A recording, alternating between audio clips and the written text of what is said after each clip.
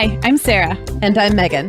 We're two moms with 8 kids between us, from little to grown. We're in different areas of the country and in different stages of life. But we both know that motherhood's a lot easier when real moms share tips and encouragement. And remind you that it's really all going to be okay. We're not experts. We're parents who've been there. We're not perfect. We're real. Welcome to the Mom Hour. Hey everyone, and welcome to episode 381 of the Mom Hour. I am Sarah Powers, here as always with Megan Francis. Hey Megan. Hi Sarah. Happy September. It is after Labor Day, so it is like there's no more debating. We are headed into the fall season.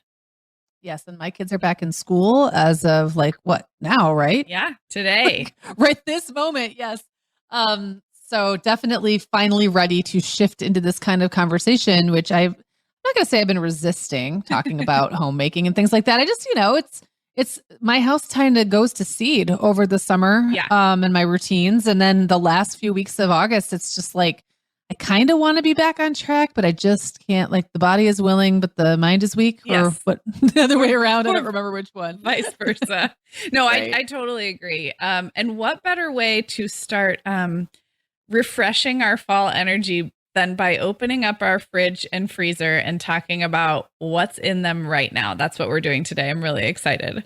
That is the kind of basis for this episode. We are opening up our fridges and our freezers for you all today and kind of using what's in them to talk about all kinds of things, from the state of eating and drinking in our homes right now, kind of the story that what's in the fridge tells about like what season of life you're in, plus some fun things like maybe a product recommendation or two, how we use our backup or our garage fridges. We have a whole bunch to talk about, but it's starting with this literal image of what's in our fridge. I also just want to point out that I almost balked at doing this topic at all because you sprung this on us a day before we were going to record. And I think I wasn't really listening, or maybe I just didn't think it through when you first suggested the idea. You're like, we'll take pictures of the insides of our fridges and then we'll send them to each other. And I was like, yeah, sounds great. And then I opened my fridge and I was like, wait, you want me to what? You want me to take a picture of this? So I got over myself and I did take a picture of the inside of my fridge, both of my fridges, but it did take me a moment of going, oh my gosh, am I really ready for this? Well, and the idea evolved. Yeah, and that is totally fair. We always laugh this time of year. Your kids really do return to school later than mine. So sometimes I'm already in this mindset of like getting back on track with meal planning and grocery shopping and all the things. And you're like, I am not there yet. I am still summering over here. So I had full compassion for you. But also the idea evolved a little bit because I really did think we were going to remember that episode we did where we looked at what was in our purses, our bags. Yeah. And those are always fun. Like literally what's in your purse right now. And that was kind of how this started, is like what's in our fridge right now. And as we chatted, it evolved a bit, but we do have plenty to share about what's actually in our fridge. And we do have some photos that will make their way into the show notes and probably onto Instagram this week. But I would say this episode doesn't require a photo companion, but if you are dying to see inside our refrigerators, we will provide that opportunity. So we just have a lot to talk about. So let's take a quick break and then open up our fridge doors. We'll be right back. Sarah, this is really hard to believe, but July marked 30 years since the publication of Welcome to Deadhouse, the first in R.L. Stine's Goosebumps series published by our sponsor, Scholastic. So for 3 decades, Goosebumps has been giving kids the creeps. I was a little old for it when it first came out, but I definitely remember the kids I babysat having copies lying around, and my kids all loved the series, especially Clara, who loves spooky, scary stories. Various Goosebumps plot lines have made their way to our campfire discussions over the years. Oh my gosh, I love that, Megan. And Clara is not alone there. Goosebumps has become one of the best-selling children's book series of all time, with 350 million English language books in print, plus an additional 50 million international copies in print, translated into 32 languages. R.L. Stine still releases at least 4 Goosebumps books a year, with more than 180 books in the Goosebumps world to date. Well, the next title is one that might be right up Clara's alley. It's called Slappy Beware, and it tells the untold story of Slappy, who is a ventriloquist dummy that comes alive to do evil all day, every day, which I think we can all agree is one of the creepiest premises possible. This special edition features 4 full pages of original Slappy art, and kids are sure to love it. It's out on September 20th, just in time for the Halloween spooky book season. Like so many of the Scholastic titles we've talked about, the Goosebumps series has a really neat landing page, including a profile of R.L. Stine with his advice for young writers. And of course, all the details about Slappy Beware. Visit www.scholastic.com/goosebumps to find out more and look for all the Goosebumps titles wherever books are sold. Sarah, I have been working on something behind the scenes that I am so excited about. It's a private membership community for midlife moms, and it will launch this fall. Megan, I love this. I know you've really been focusing on midlife motherhood over the last couple of years with your Mother of Reinvention podcast, but this is taking it to the next level. Yeah, there's just so much about the motherhood experience that changes once we get older and as our lives and bodies change too. And it's so different for all of us. So one 40-year-old mom might be just starting her family while another one is close to an empty nest, or she might be going through a divorce or starting over in a new career or going through perimenopause. So this community is going to be a safe place to work through the experiences we're having at this stage of life with live chats and exclusive content you won't find anywhere else. I can't wait to open the virtual doors later this fall, but if you want to learn more, just go to morecommunity.com. You can sign up for my email list to get notified when the community launches and is ready for members. So cool. We will put that link in the show notes too. Again, it's morecommunity.com, and that's MOR for Mother of Reinvention, morcommunity.com to find out more about Megan's private community for midlife moms.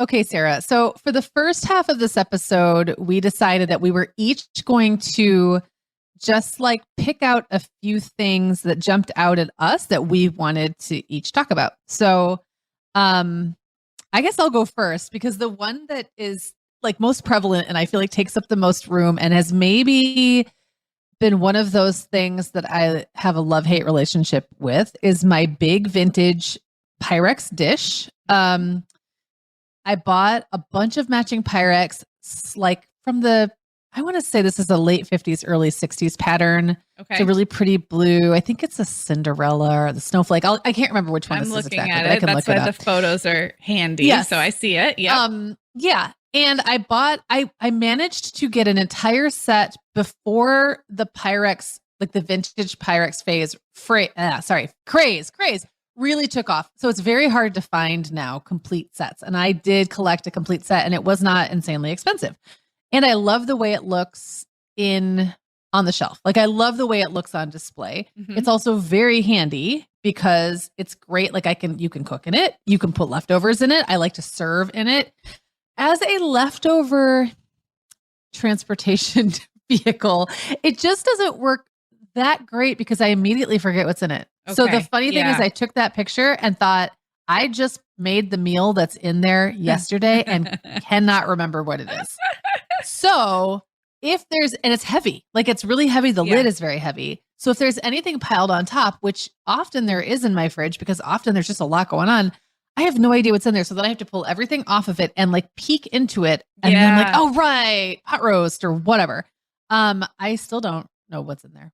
I never did look. I mean, by now, since it was 2 days ago now, I need to reheat it, whatever it is. And I think it might have been it actually may have been pot roast now that I think about it. Which would not be unusual for me to have multiple pot roasts being reheated at a time.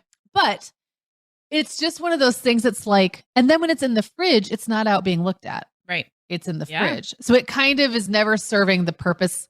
It can never serve both the purposes I want it to serve at once. And it doesn't actually serve the leftover purpose as nicely and as neatly as I'd like it to. It also looks like with the rounded sides and like the slightly oval or like almost, not teardrop, but with the shape of the lid and stuff, you could stack stuff on top of it, but it's not a rectangle, which means you're going to lose some space efficiency as you like put other things around it. It is so pretty. And the lid also, and it doesn't fit completely like tightly either, like the newer ones would maybe. So it can also get like, if you put something else on top, it can easily kind of get pushed over just a little bit and lets air in, which isn't a big deal if it's just like a pot roast overnight or something, but it is really pretty. And I do have now some newer Pyrex glass dishes that you can see through that have like the rubber snap-on lids, which work way better, honestly, for leftover storage. But then the lid can't go in the oven. So I'm always kind of going back and forth. Like, I don't know. Is there any perfect solution when it comes to this sort of thing? Probably not. So just to clarify, you could pull that out if it had pot roast and put it in the oven. Can you put it on the stovetop or no? No. Okay. So oven safe. Just Got oven. it. Yeah, oven safe. Okay. I love being able to see this. So listeners, we will absolutely include in the show notes and on social so you can see too. I will throw out one caveat that I have heard that there is a time period of Pyrex where they didn't make the glass the same way. Okay. And if you take it out of the fridge and it's really cold and you put it right into a hot oven, it can explode. I have not had that problem. This stuff is really old and I think it's the good stuff, but I know that was a problem for a while. Okay. So I don't want to make it sound like anybody could do that with any Pyrex. It's worked fine with mine. Okay. Okay. Good to know. Yeah. Well, my first thing that I want to shout out is actually a product recommendation. This was very exciting. It is a Trader Joe's product and it is called their cold brew coffee bags. And what these are is they look like giant tea bags. They come there's 4 of them, but you're supposed to use 2 at a time. So it's really just 2 times you could make cold brew. And if you're not familiar, cold brew coffee just brews. It steeps in cold water, usually overnight or for an entire day. So the same idea as like making iced tea. But the twist is I have never loved Trader Joe's coffee products, especially trendy coffee products like things like cold brew or single serve coffee in a can. I just don't care for the taste of what Trader Joe's has done to those things. And I'm kind of just like I'm like a regular pot of coffee person. I don't tend to go for like newfangled trendy things, but Brian brought these home and I was like, I'm probably not going to like it. And we made it anyway. And so what you can see in my fridge is actually a large jar full of cold brew coffee. And that will last in the fridge for a couple weeks. Like I really only like iced coffee in the afternoons if it's genuinely warm outside. So it will just sit in the fridge for a couple weeks and you can pour it over ice. You can add milk. You can add, if it's too strong, some cold brews are like a concentrate. So you want to thin it out with water.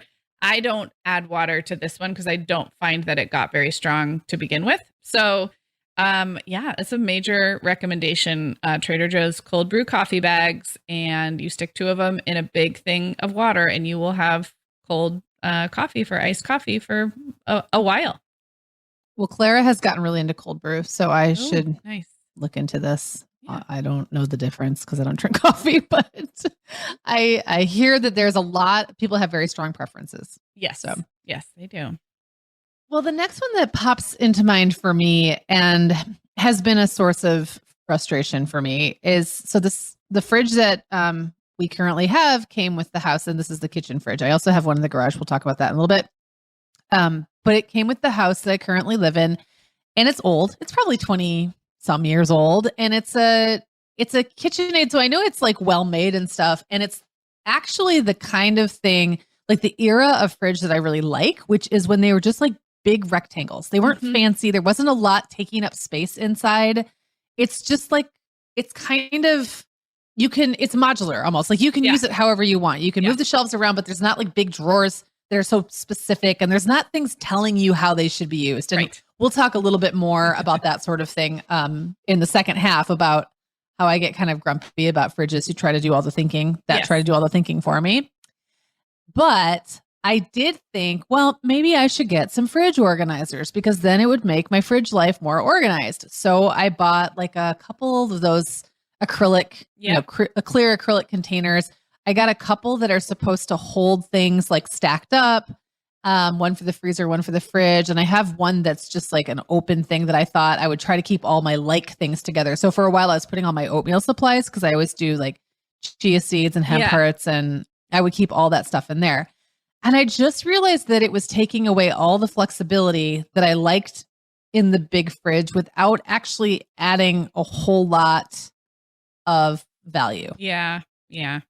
And so you can see in the lower left side of my fridge that I've got stacked up lunch meat. And it's nice, except if anybody wants to put anything else in, that lunch meat gets shoved to the back and then nobody knows where the lunch meat is. Yeah. So then they're telling me we don't have any, and it turns out it's shoved in the back. And it also takes up a lot of vertical space. So now you can't stack anything on top of that. I just feel like it's kind of solving a problem that maybe wasn't a problem. Maybe that little meat drawer is fine. I just need to keep it cleaned out, you know? So. And it's not allowing for the inevitable flexibility you need if you just, if you shop different or cook different. I totally agree. I think we haven't gotten any of those fridge organizers. And in part, it's because we often have like one or two odd shaped or large things, and we're constantly like re-tetrising around the configuration of the fridge. I do have a Lazy Susan in my fridge. That didn't even make my list. That has been useful for small jars. That's the only like additional piece of organizing, I don't know, apparatus that we have added. Right now, I feel like if we had a big pizza box, the only place I'd be able to put it, okay, I'm looking right now, maybe on top of the milk and juice, which is a fool's errand. Right. It would have to just balance there. Possibly when I figure out what to do about all the eggs that we've got coming in, I think that's going to be a job for the garage fridge. That side could kind of get shoved down a little bit, and then pizza box could go there. But right now, there really wouldn't be a place for something like that. Yeah. Something big, or like a lot of takeout containers. Like where would they even go? Yeah. And this is not a small fridge. It's the one where the freezer's on top. Okay. Which I like that layout, but you'll see when you look at my freezer pictures, I don't really utilize the freezer very much. I noticed so it always feels like a bit of wasted space to me. Yeah, I just don't buy a lot of frozen food. So anyway, we'll get into my freezer in a minute. There's some hoarding going on. But my next, the thing that jumped out at me next is also in a jar, and this became a theme. I just went with the theme. So the next thing I'm going to talk about is a little bit of a domestic fail on my part. I was feeling very motivated the other day. I was going to make the banana bread recipe that I make frequently. So frequently, I've probably shared the recipe on the podcast. I can share it again. But I thought, you know what I'm going to do? I'm going to pre-mix the dry ingredients like 3 times so that next time we have squishy soft bananas, it's just one less thing. Like then I will just need to add the bananas, the butter, the lemon. Ours has lemon juice. It doesn't have any eggs. And then everything else will be mixed together. And I had this moment where I was like, I know when you do that, you're not supposed to add the sugars because sugar isn't really a dry ingredient, even though it acts dry and crumbly sometimes. It's goes with the butter usually. I know all this, but I was like, I'm just going to put the brown sugar in with the flour. There's flaxseed meal, there's baking soda, baking powder, salt, and there's some chocolate chips. And it looked all cute in a jar, just like if you were going to gift it to somebody. In fact, Brian was like, are you giving those away? I'm like, no, it's for us. Like, aren't I cute and domestic? Well, then I put those in the fridge because the flaxseed meal that we use in this recipe I think it is supposed to be refrigerated. So then when Violet and I went to make banana bread using this pre-prepared jar, the brown sugar was literally like a hockey puck. And I am not new to baking. Like I know what brown sugar does. I just, for some reason thought, well, it's just going to be so easy. I'll dump it out and we'll mix it all together. And so Violet and I had a good laugh. We were able to like, just with our elbow grease, like just stamp it, like break it up, but it was hard as a rock. So next time I do that, I will leave out the brown sugar that will need to be added with the squishy bananas and the other things. I think it was still worth it. There's something about not having to do the baking soda, baking powder, salt, flour, and having that pre-mix that just feels like a little high five from my previous self. So I think I will continue to make up a few batches of the banana bread dry ingredients, but I will not include the brown sugar out. Yeah. I'm almost wondering if there's any way it would be way too extra to try to like mix the separate components separately and then combine. Like, I don't feel like you wouldn't actually probably be saving any time. No. Doing that. And it would probably stop being cute. Yeah, exactly.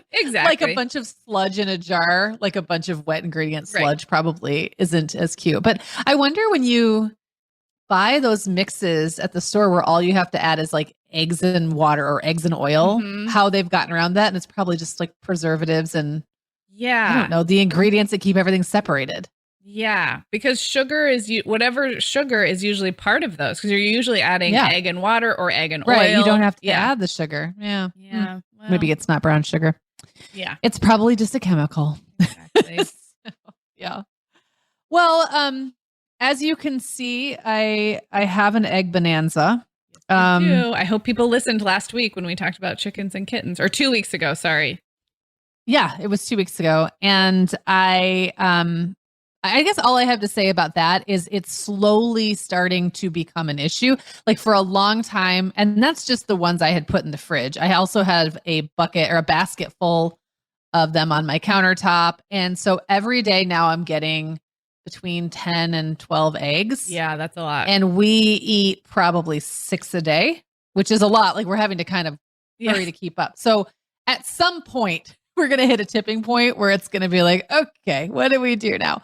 We're not there yet. And I do think that our garage fridge is going to be the perfect place to just start shifting some of those things out there. It'll be like our little working farm fridge, I guess. Yeah. That's where I'll put all the goat's milk too when I get goats. Yeah. Right? Do you have to not worry is the wrong word. Do you have to be mindful of like first in, first out with the eggs? Or are you going through them fast enough that it doesn't really matter? So we're going through them fast enough right now that it doesn't really matter. And eggs can last a surprisingly long time if they haven't been washed in particular, because they have this substance on them that the hen emits called the bloom. So once you wash that off, they do have to be refrigerated. Before it's washed off, they don't even really have to go in the fridge, and they can sit on the counter for weeks.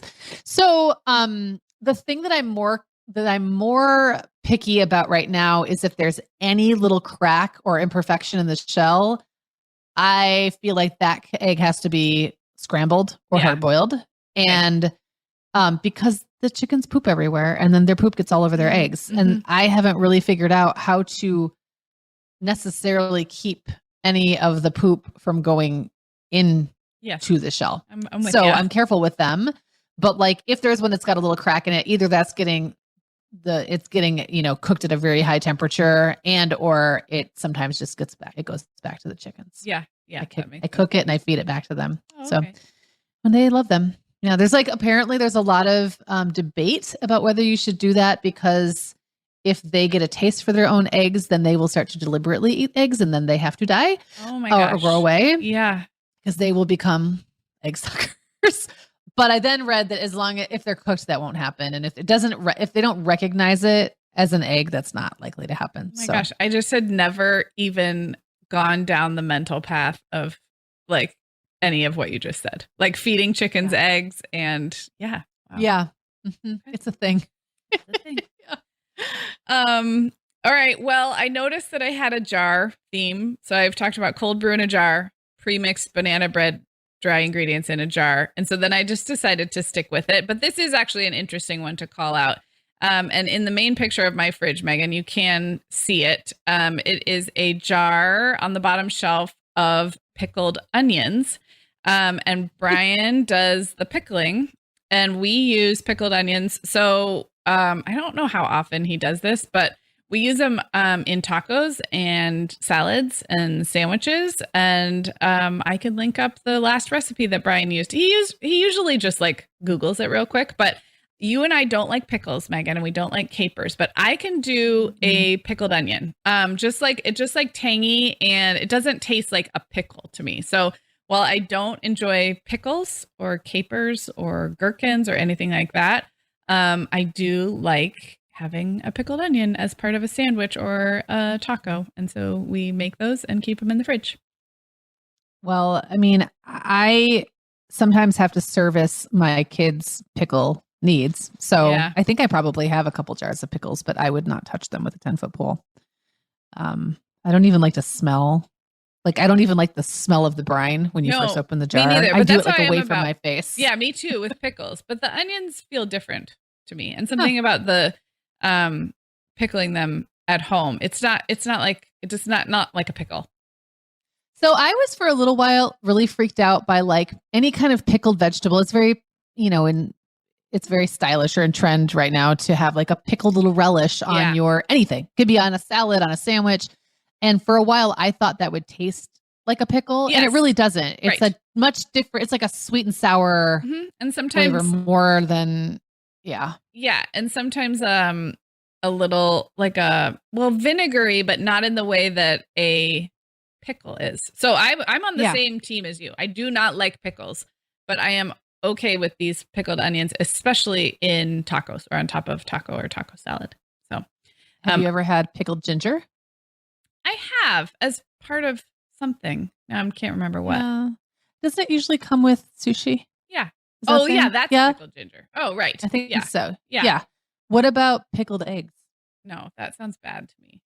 It does sound bad, and I've seen them served in the weirdest places, like at bars, things like that. I'm just like, no, yeah, no, thank you. But maybe I would pickle them for my kids. They might really like that, and I do need to do some stuff to get, to get rid of some eggs, to get some egg movement going. Well, we got pickling cucumbers in our last couple farm boxes, and I really like cucumbers, but I do not like pickles. And I guess these are the cucumbers that you make pickles with. So Brian made those as well, and those are also in a jar, but they weren't going to be what I talked about. Are they like the little bumpy ones? Yeah, they're like fat and bumpy and short. And it feels like ruining a good cucumber, but I actually don't know what they taste like without being pickled. I never got to experience it. I think they taste similar to a regular cucumber. If I remember, there's like something that looks maybe a little denser. I don't really remember. It's been a long time since I've really handled a pickling cucumber, but remember that I told you about, this was before I knew you. I went through my big canning phase with Jenna. Yeah. And we did a ton of canning, and we did end up making like bread and butter pickles, I think, or they were the kinds where you slice them like into circles. Rounds. Yeah. And I actually thought those were okay. They had a much fresher flavor. Like they just didn't taste like the way like a Vlasic pickle in a jar tastes. Yeah. They didn't have the same taste. They were like a brighter, sweeter. I liked them better. I still wouldn't say, well, we didn't go through all 20 jars or whatever that we did, but they were fun to have on hand. The kids liked them as a nice little treat, and I didn't despise them. How about that? Well, I can see that. And it's almost like there's a continuum, because have you ever had a cucumber salad that has a very vinegary dressing or, and I like a bright cucumber salad, and I can almost see how that would like then start to move across the continuum to like a very lightly home pickled, like almost pickle. So yeah, I can see that. And I think that's how I feel about the onions as well. They're not too pickly. I didn't mean to derail all your talk about pickled onions to talking about actual pickles, but I couldn't help myself. Now we'll get emails about how good pickles are, and we're just not, I'm sorry, we're not on board. But I was going to say, before I kick it back over to you, I'll just mention that all three of these things were in the exact same jar, and the jars themselves are Costco olive jars that we used to get years ago. But what's funny is Brian moved away from putting olives. He used to put olives in vodka and like have that as a cocktail once in a while. And so we would go through these olive jars, and I would keep them, and I'd wash them out, and I'd make sure they did not taste like olives, because also I don't like olives. And they became like my storage jars, because they're tall and smooth and uniformly shaped. They store and really nicely either in the pantry or the fridge. And we have not gotten a new one in years, but I still probably have 10 of them in circulation. So when you see the pictures, those are all old Costco olive jars, and they're great. I'll use other jars too. And if I get like a really good pasta sauce jar, I'll save that. But these have been my favorite for repurposing. Well, I shared recently that I have a really hard time getting rid of what I consider good jars. Yes. Oh, me too. Good bottles, good jars. Like it's really difficult for me to part with them. So maybe the jars that maybe I need to think outside the box, because that's the thing. I think that I want to use the jar for a purpose similar to what the jar was originally used for, but I need to be a little more creative. Yes. I think. Yeah, like banana bread in an olive jar. Exactly. Who would have thunk? Okay, well, the last thing I really need to talk about right now to get off of my chest is I obviously, by looking at the photos, you can tell that I'm very much underutilizing my garage fridge, and I'm really just not used to having one. Again, it came with the house. I didn't even think about the fact that we had it for like the first 4 months that we lived here. And then Will had his graduation party, and I was like, "Oh, this is so convenient. Like we can put all the drinks in here," and his huge cake went in there. And then this week I opened the freezer to the outside fridge and realized that someone had stored all the extra hamburgers and buns up there. I had no idea they were up there. I was like, wow, Bonanza. Those are Costco, like free range organic, grass fed burgers. Yeah, burgers. I don't know if they're free range. They're grass fed. Anyway, so that's great. Didn't know I had that, but it kind of made me laugh. I'm looking in there now. So the garage fridge has become sort of like default beverage storage. Sometimes when I think to use it for that, and when it's a beverage that I don't mind walking outside, sometimes in bare feet to get. So if it's something I really want to have in the house, it doesn't often end up out there. But I keep like my like if I have right now, I've got Spindrift out there, and I have like these Good Pellegrino, like blood orange, that I would just use every now and then to make like a cocktail. I don't drink those; they're too sweet to just drink, just regularly. I've got a couple of cheap bottles of wine that got 3/4 of the way finished at that party that I then just left in there because I thought, well, maybe someday someone will come over and want some really crummy Sauvignon Blanc. Why wouldn't they? A half a pour of really crummy Sauvignon Blanc. That will be just what I'd like to keep on hand for guests. So that's in there. I just know that by looking at how relatively crammed my indoor fridge is and how empty my outdoor fridge is. Oh, and right now there's corn in there because I literally couldn't fit the sweet corn anywhere in my normal fridge. So I'm wondering if you have any tips about that. No, because I will tell you how we use ours. The photo of my garage fridge right now, which is the one with 2 drawers open. It's like the double door top and the 2 drawer freezer bottom. It's much fuller than it usually is. So it's a little deceptive. Brian just went to Costco, and we only go to Costco now like twice a year. We really don't. So there's a lot of extra bread. We do keep bread in the refrigerator. Just so that we can have a lot on hand and then not worry about it going moldy or whatever. It doesn't stay quite as soft and fresh, but usually we're toasting it. So that kind of is canceled out. So our garage fridge is not unlike what you're talking about. It's beverages that we're not having all the time. I'll move juices out there because my kids don't really drink juice all the time. So there might be juice. There'll be backup milk or almond milk or oat milk. If we have sodas or like canned seltzers or wines or whatever, those would go out there. Extra butter, extra eggs. What you're seeing right now is a lot of like the duplicate of everything else. So right now it's a little bit more like we could survive for a month without going to the grocery store again. It doesn't always look like that. And then in the freezer out there, because we use ButcherBox for our proteins, the freezer in the garage is usually filled with proteins, and it's not really my department. It's kind of Brian's that he puts it away. He often is the one to kind of, we meal plan together, but then he will get something out and thaw it, and he'll move it into the regular house refrigerator to thaw something over the course of a day. But the tricky parts that you're speaking to is forgetting what's out there. We are guilty of going to the store and not checking, like buying another half gallon of milk and not checking if we had one already in the garage fridge. So we are not perfect in that arena either, but it is really nice to have. We had one in our last house too, except for when it would break. Like we went through a few years where it like would break on and off. But to have it is wonderful. So I'm just thinking I could be really strategic, and what I'm actually thinking that I could do, and this would take a little experimentation to see if it would work, is to keep things out in the fridge that are only things that I need for meal prep, but that aren't meals yet. Yeah. And the indoor fridge to be all the things I want the kids to have easy access to, like fruit and lunch packing and leftovers. Lunch meat. Yeah. That kind of stuff. And then have it more like the outdoor fridge is just my domain to meal plan out of. I think that could work really well. The other thing I wanted to just make a note of is I know how weird my indoor freezer is.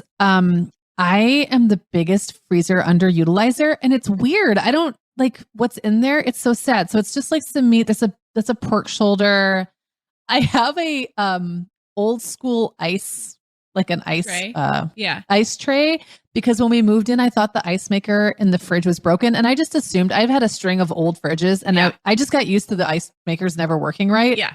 Well, I realized that little metal thing has to be down. Yeah, it's just you just put it down or up. Work. Yeah, I put it down and then it worked. I had a fridge where it said it was supposed to be down. It was like backwards. So whatever it said it was supposed to be, we learned that it had to be the opposite. And I've even had some newer fridges where the ice maker was not super reliable. So I think Yeah. having a safety backup ice tray is not a bad idea. We definitely have some. I just feel like the freezer is being not utilized correctly. And then Eric actually asked me last week, he said something like, who's the ice cream eater in your house? Because I'm not a big ice cream eater. And he said, I just noticed you always have ice cream. And I said, no, that's the same ice cream.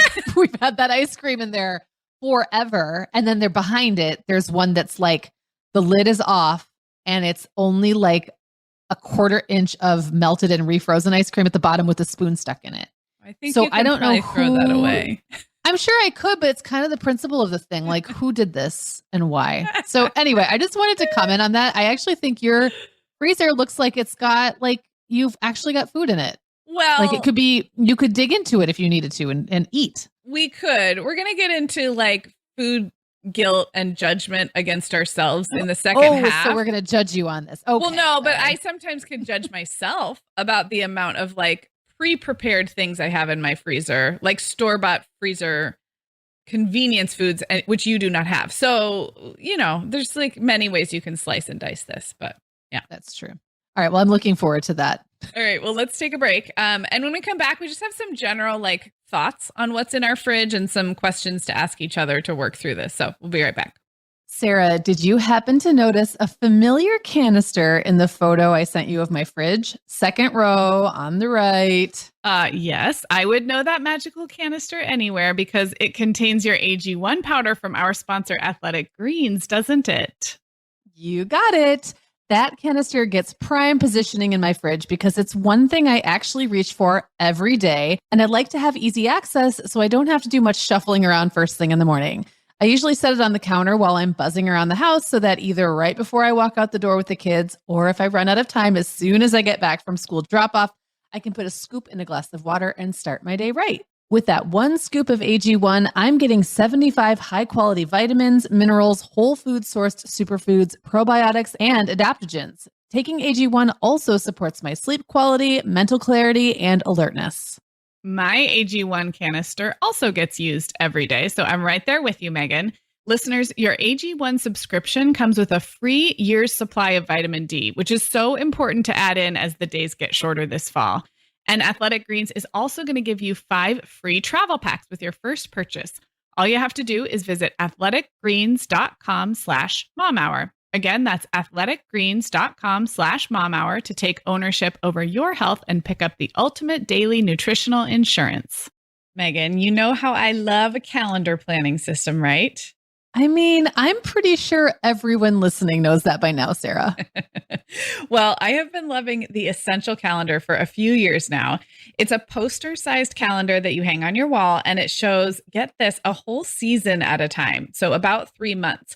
Right now, for example, I can see from just after Labor Day all the way to New Year's, all on one clean, minimalist poster that hangs in our kitchen.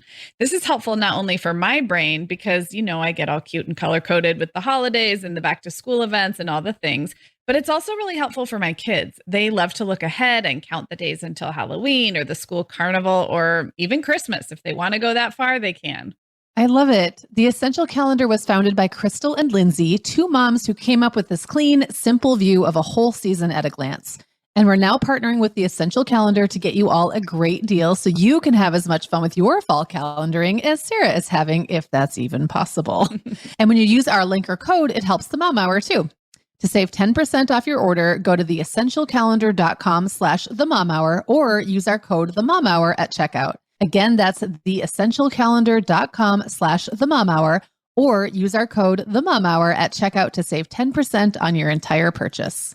All right, Megan, let's talk about the fridges we have, the fridges themselves, and whether we have either a favorite feature. You've already talked a little bit about preferring old school, like big rectangular fridges without too many bells and whistles. But if you have a favorite feature or something that just drives you bonkers. And mostly I want to ask this question so I can talk about the favorite feature I've ever had in a refrigerator. And that is, my fridge has a water pitcher that it fills up for us. So sort of like it looks kind of like a Brita pitcher, something like that. And you sort of dock it or insert it into the fridge, and it fills up with filtered drinking water. And then you can pull that out. And I just put it on the dinner table, put it out when the kids are having a snack. I fill water bottles with it. And as soon as you pop it back in, it starts filling up again. So we actually do not have a water dispenser like the fridges where where you fill up a glass of water. Sometimes it's on the outside, sometimes it's on the inside. We don't have that. Instead, we have this like permanently full pitcher of water built in, and it is worth whatever we paid for it. It's my favorite.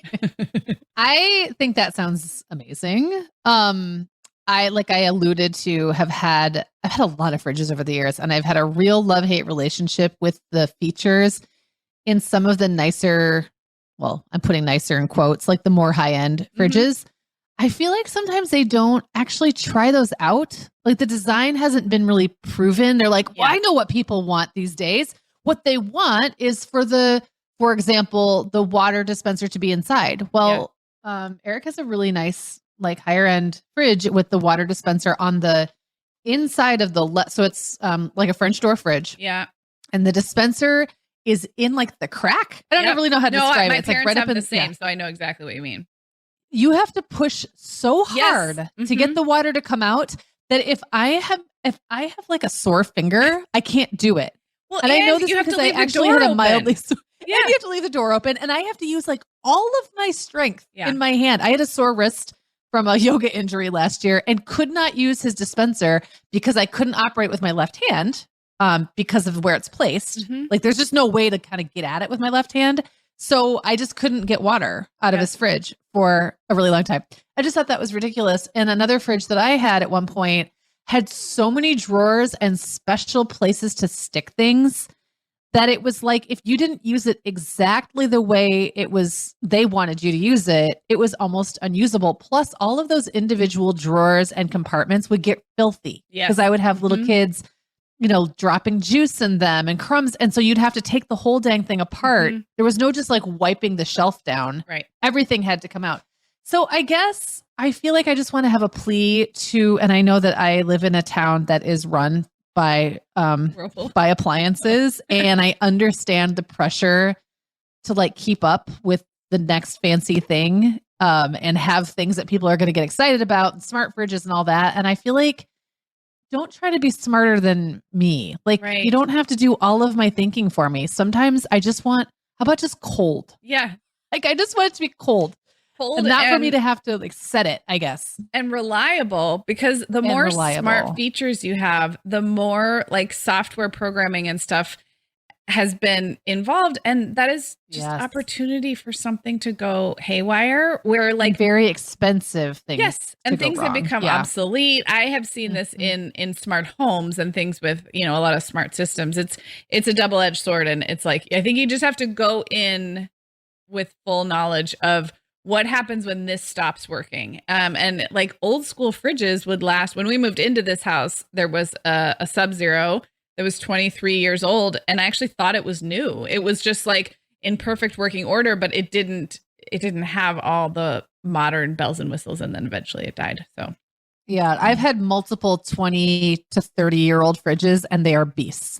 Or older. I think that actually the house I lived in when the kids were really little, I'm pretty sure that fridge was from like the 70s. Like it looked like it called it the disco fridge. And it was truly like, it looked like something my mom would have had when I was a little kid, but it was amazing. It was cold. It was big, and it just did exactly what we needed it to do. This is the tagline of this episode. How about cold? How about that's all we need? Cold? How about just cold? Okay, well, circling back to the actual food in our fridges, when you look inside your fridge right now and in these pictures we're looking at, what do you feel kind of proud of? And then on the flip side, what makes you cringe a little bit? So the part that I was the proudest of was when I realized that even though we're recording this when I still am a week and a half out for my kids going back to school, and I'm definitely not in like really that back to school mode yet. Yeah. The amount of produce in there was great. I felt really good about that. You could see that I've thought out my meals and I have enough veggies for each, like it's the right amount. It's not too much. It's not crammed in so I can never find anything. It's Not all There's- slimy and rotten. No, it's not slimy. It's like ready to go. And Yeah. there's relatively little food I feel bad about. And that also felt good to see. It Mhm. was like, oh, wow, there really isn't a lot of like food that's making me go, oof, do I really want that photographed? And I didn't like throw out a bunch of junk food. That Right. truly is. I did have some stuff I had to compile. I had some meal kits that I had to kind of neaten up. Otherwise, you would never have been able to see what was in there. Mhm. But I wasn't like chucking the stuff that I didn't want you guys to see. That was truly what was in there. Right. Another little thing that popped out was that in my produce drawer, it's kind of hard to see, but I've been remembering to use my reusable mesh bags. Oh, I see. Is For it all the way produce? over on the right Yeah. there? Is that I've what got I'm looking lemons. I've got lemons in one and limes in one. And I mean, they're meshed, so they're hard Okay. to see. And for whatever reason, a lot of the produce I bought the last time I went was like prepackaged, which drives me nuts, but it's just how it is. Like Yeah. broccoli heads often come, Yeah. grapes always come pre. Like Yeah. my grocery store doesn't have a way to buy those without the packaging. Yeah. But yes, all the way to the right, I think there's peppers in one and lemons and limes in one. Okay. And I'm also not above just buying produce without putting it in any bag at all Yeah, and letting sure. it roll around in the cart and just tossing it in. And that's something that it took me a while to get in the habit of remembering those, but I'm very consistent about having them now. They don't always Good. get used, but I've always got them. So that was like a win. Yeah. I would say the cringe part was just looking at this and saying, like, it doesn't make any sense to me the way I have things laid out. I really just, I don't feel like I feel like I'm missing the gene that tells me how to logically use a fridge and make it so that everyone can find what they want. On the drawers where you can see all the condiments and stuff, I know that we've got everything like mustard, mayonnaise, salad dressing. But I've got 3 things of heavy cream. And I know that's because I keep forgetting I have it and Yeah. buying more. Yeah. I've got two or 3 things of jelly, keep forgetting it, keep buying more. Maybe I think I see 2 ketchup, a Yeah. couple of like little single size orange juices. I don't even really know why I have those. And so the kids are always coming to me and being like, do we have jelly? Yes, we do. It's in there. And then I have to kind of find it because you kind of got to dig. Yeah. It's like kind of, I know what it looks like, but they don't. So it's like the lack of organization in there kind of makes me cringe a little bit. Well, I think that's a very that's a good, like, if that's the cringiest thing, I think you're doing pretty good. I will throw out that tip of a small Lazy Susan, which you can see in mine. That has really helped with smaller jars, like jam jars and jelly jars, and like little jars of garlic and stuff like that. And it doesn't take up too much space. And then do you use the drawers on the sides for other things, or is that just like You mean like spillover? in the doors? Yes. Yeah, and the door shelves on my fridge are relatively big. I feel like if you Yeah. look at it, you can see a small thing of like Grey Poupon for size, but that's probably the smallest thing that's over there because I think some smaller things might even get lost. They're pretty big door shelves. It seems like you could put like meat in there or like full, like they're big. They're Yeah. deep. Yes, they are. And this is Yeah. it's a very large fridge, so that is Yeah. we're dealing with a large amount of space, which is nice. The little I'm not even sure the way your drawers are. Sorry to interrupt, No, but it's okay. you know how the way your drawers are on the sides of your refrigerator, how your condiments are full size condiments, it looks like, and they're lined up horizontal. Yes. I'm not even sure I could do that in my Yeah. fridge. I don't think they would actually fit that way. It's a Yeah. beast. It's a very large fridge. Okay, well, the small thing that made me feel proud when I looked at these pictures and thought about my fridge is one of those things that's in and of itself, it's like a small detail, but it's really like an indicator that I have been spending more time in the kitchen and thinking about food prep. And that is a bowl of hard-boiled eggs. So usually if I am able to hard-boil 8 or 10 or 12 eggs, it means that I'm kind of thinking ahead mindfully about healthy snacks and having different protein options. Most of my family will eat a hard-boiled egg, either just plain as a snack, or Rita and I both really like egg salad and deviled eggs. And so it's that kind of like, when you've talked about the kitchen hour and like spending time in your kitchen, and that spending time in the kitchen begets more time in the kitchen, and you end up doing little sort of nurtury things for your family. A bowl of hard-boiled eggs really means that I am on my game. It means I have enough eggs, first of all. So my grocery shopping is on point because I have enough to boil 8. And then I have taken the time to do that. And then I eat them myself and use them for all kinds of things. So that was a little thing that I was proud of. I love thinking of any prepared whatever it is for you as like the indicator that you're maybe, you're in a more domestic place. Because I agree with hard-boiled eggs. It's not like they're hard to make, but you do have to kind of you have to stay nearby. Yes, you can't just like leave the house or leave the room for an extended period of time. And you, like you said, you have to have enough of them that you can spare some to hard boil. And sometimes if I don't have enough eggs, it's like, okay, so let's say I hard boil 6. Am I going to be okay with only having 2 left? Right. In case I want to bake something or whatever. So it is like a lot of different processes have to, even though it's a simple thing, a lot is going on that has to happen to make the whole thing come together. Yeah. Yeah, absolutely.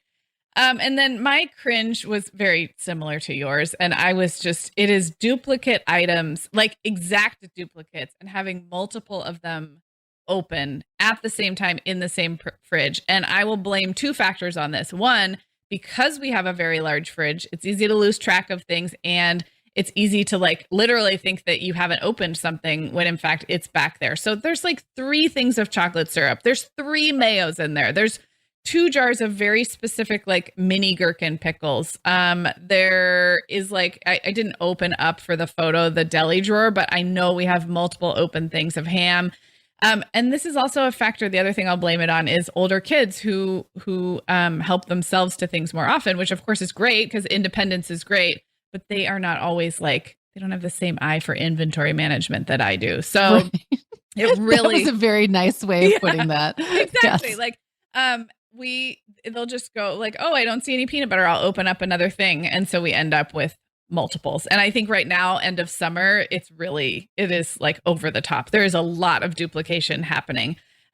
Luckily, most of them are things that we will go through and we will use them. They're not going to go bad or moldy, but it just irks me to have that kind of inefficiency.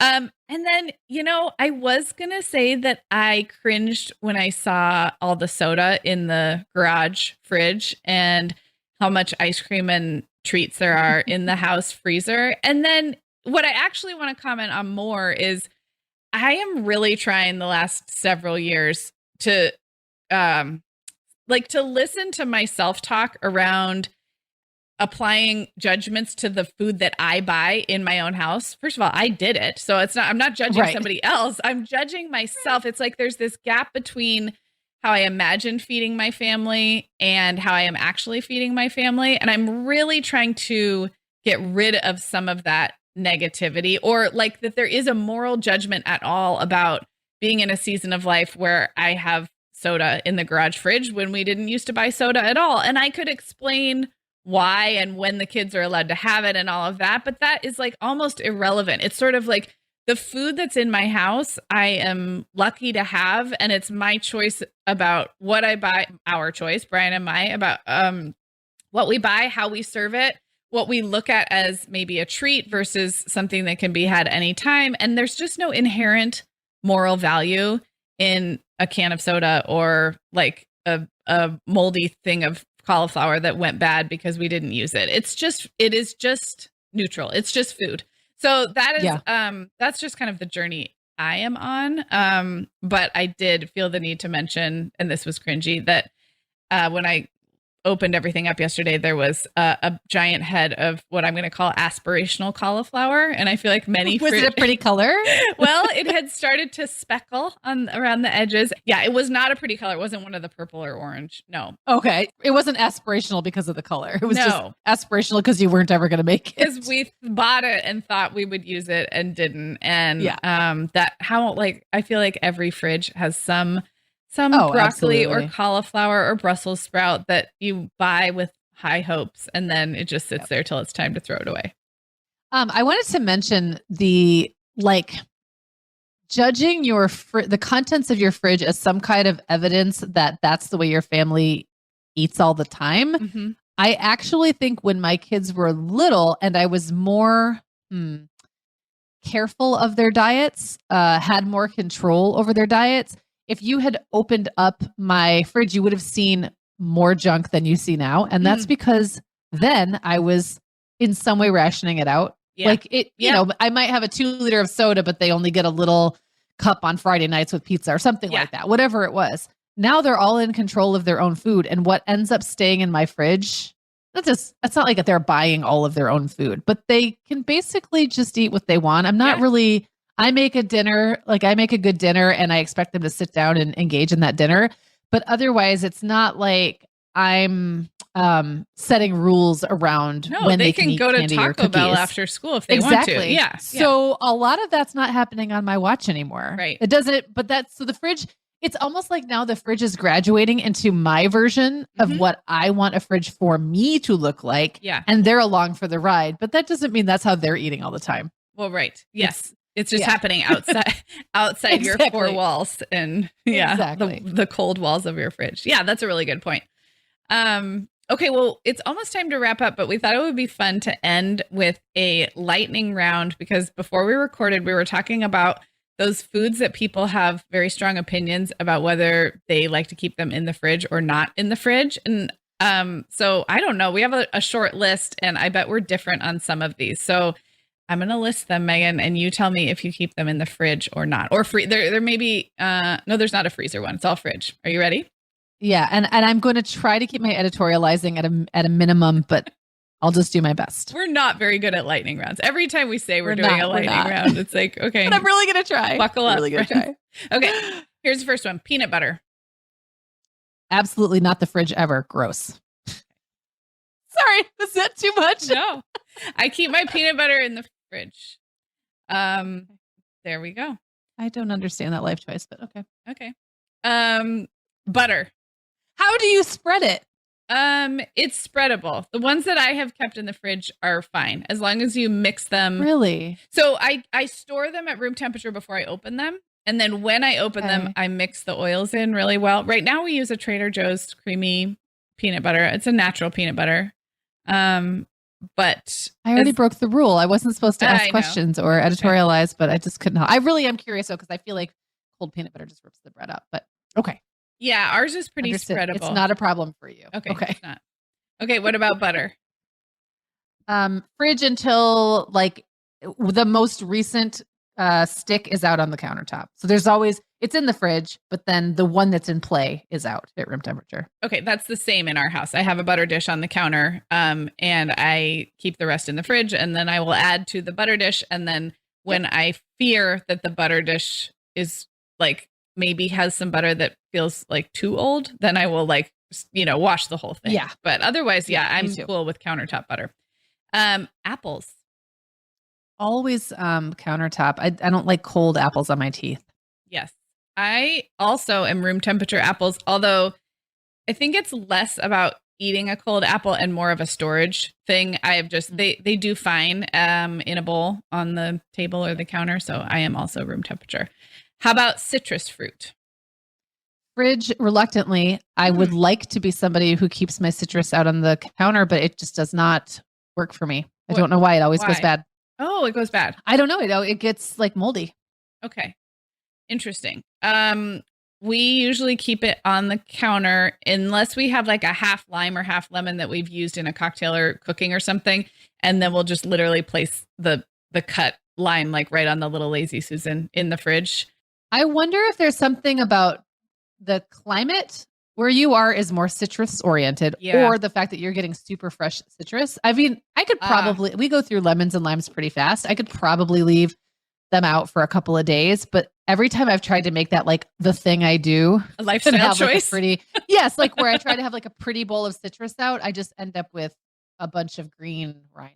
It doesn't work. We we have so many oranges. I literally live on an old orange grove. So citrus around here it's like spoils of riches, whatever that term is. It's like, nobody even values it. That's for the oranges. I still have to buy lemons and limes at the grocery store right now. We don't have a tree. So those I treat a little bit differently, but oranges I keep in a bowl. And then if and when they go moldy, it literally doesn't matter. They're going moldy like outside as they fall off the tree. So it's a mindset thing, but it definitely is not within days. So I do wonder if ours is just fresher or something. Yeah, could be. How about stone fruit? We're coming out of summer, but if you had peaches, plums, nectarines. I am not a big fan. I very rarely buy them. Oh, interesting. If I were to buy them, isn't that because there's so many, like Eric's yard, speaking of a bounty, he's got peach trees and pear trees or nectarine trees that are just loaded, and I don't care for them that much. Okay. I'll eat them like in a pie, but I don't. It would never occur to me just to like eat a peach, and I've always been that way. So I don't really buy them very often, but if I did, they'd probably go in the fruit bowl that's sitting out on the table. Yeah.